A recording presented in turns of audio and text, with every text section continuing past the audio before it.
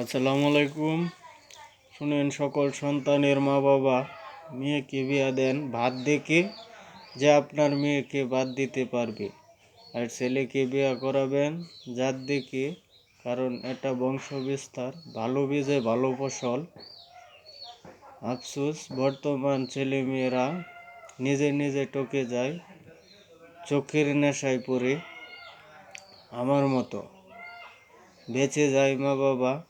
ভালোবাসার জ্বালা কাউকেই শেয়ার করতে পারে না, কাউকে দোষও দেওয়া যায় না।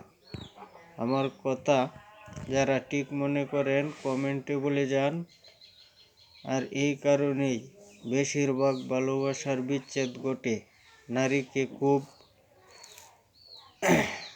লোভ দেখালেই পটে যায়, সংসারে যন্ত্রণার শেষে ঘটে।